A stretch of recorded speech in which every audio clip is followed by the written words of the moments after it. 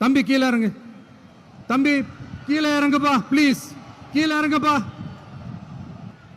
Okay thank you thank you. கீழே இறங்குங்க, கீழே இறங்குப்பா. நீ இறங்கினாதான் முத்தம் கொடுப்பேன். ரிப்பீட். நம்மளுடைய அரசியல் எதிரி யாரு? நம்மளுடைய கொள்கை எதிரி யாரு? நாங்க என்ன வாயிலேயே வடை சுடுறதுக்கு டிஎம்கேவா, டிவிகேடா? இன்னைக்கு கட்சி ஆரம்பிச்ச ஒருத்தர், ஐயோ ஐயோ, யாரு ரொம்ப சத்தம் போடுறானோ அங்க மேட்ரு தீந்துருச்சுன்னு அர்த்தம். வணக்கம், வணக்கத்தை கூட இவ்வளவு இதாவா சொல்லுவாங்க? பெரியார்களே, தாய்மார்களே அப்படின்னா, டேய் எதுக்கு ஆம்புலன்ஸை கூப்பிடுறா, ஏதாவது ஆயிர போகுது, ஏன் இவ்வளவு கோபம்? என்ன சத்தம் அங்க அதிகமானதுனால அங்க மேட்ரு காலி ஆயிடுச்சு. அங்க தோல்வியை நோக்கி கிளம்பிக்கிட்டு இருக்காங்கன்னு அர்த்தம். ரெண்டு கணவன் மனைவி சத்தம் போட்டு பேசுறாங்கன்னு வச்சுக்கோங்க. அங்க யாரு என்ன பேசுறானே விளங்காது. ஆனா காதலர்கள் பேசும்போது பார்த்திருக்கீங்களா? இங்க சத்தமா பேசுறாங்களா? இந்த பைபாஸ்ல வந்தான் பைக்ல நிப்பாட்டி,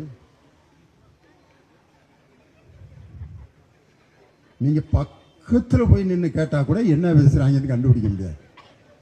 அன்பான பேச்சு எப்போதும் அமைதியாகத்தான் இருக்கும்.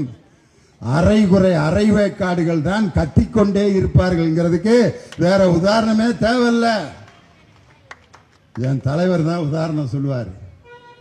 ஒரு நரி காலையில் இப்படி உட்கார்ந்து இருந்திருக்கு, சூரியன் இங்க இருக்கு, நரியோட நிழல் நீளமா தெரியவும் நரி நினைச்சிருச்சு, ஆஹா நம்ம எவ்வளவு பெரிய ஆள்றோம், ஆஹா அப்படின்ட்டு சூரியன் மேல வர வர வர வர வர வர நரியோட நிழல் அப்படியே சின்ன சின்னதா ஆகி சூரியன் உச்சத்திற்கு வரும்போது நரியினுடைய நிழல் காணாம போய் நம்ம இவ்வளவுதான் தெரிஞ்சுக்கிருச்சு.